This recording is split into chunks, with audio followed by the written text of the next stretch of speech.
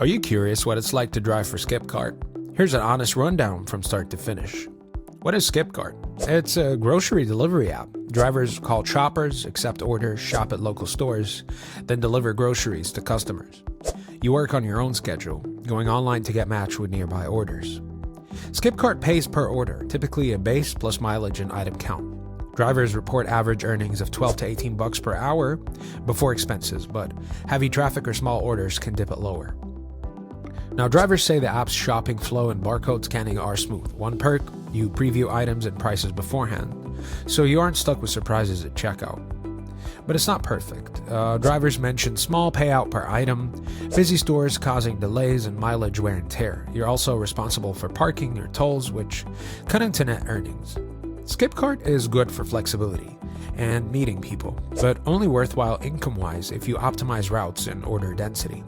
For casual side gig drivers, it's worth trying, just manage your expenses carefully. If this video helped, give us a like, let us know in the comments what else you want reviewed from us, and subscribe for more awesome videos. And we'll catch you in the next video.